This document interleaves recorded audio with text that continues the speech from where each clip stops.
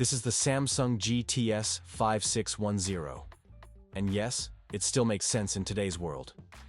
The Samsung GT-S5610 was released in 2011, during a time when the mobile world stood on the edge of transformation. Smartphones were rising, but there was still a place for feature phones, and the S5610 was one of the best. It had a classic candy bar design, a real keypad, and a clean user interface. No touchscreen, no apps, just calls, texts, and a few practical tools. It was built for one thing: communication. And in that, it delivered flawlessly. The S5610 had a solid and elegant design. A metallic finish on the front, comfortable buttons, and a sturdy plastic back that didn't shatter when dropped.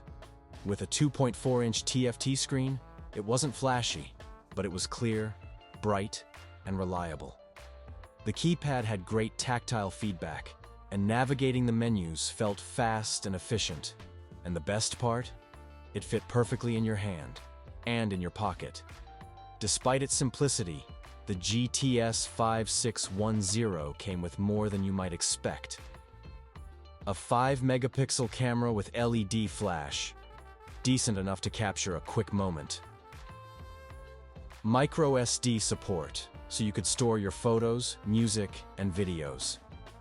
An FM radio with recording function, something modern phones don't even offer anymore.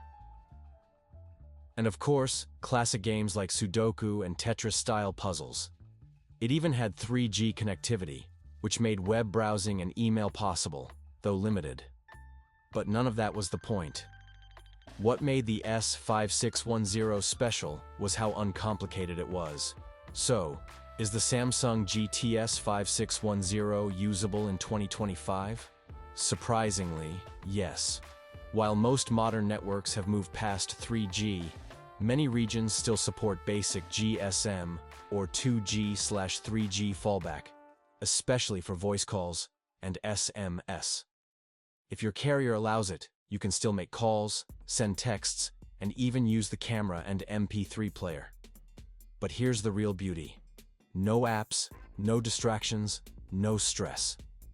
People today are turning to phones like the S5610 as part of a digital detox, to reduce screen time, avoid social media addiction, and focus on real-life connections. It's also a great backup phone, strong battery life, durable body, and weeks of standby time. The Samsung GT-S5610 may not be famous. It was never a flagship.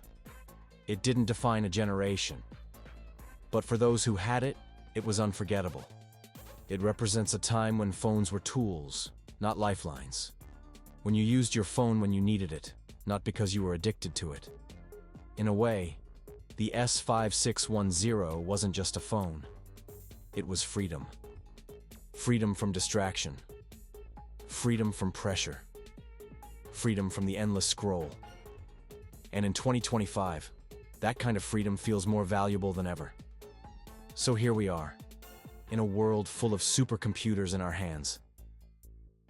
And yet, this small, simple phone still holds a place in people's hearts. The Samsung GT-S5610. No touchscreen. No apps.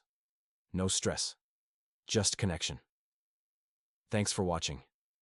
If this video brought back memories, or made you think about switching off, even just for a day, leave a like, drop a comment, and subscribe for more retro tech stories and modern reflections.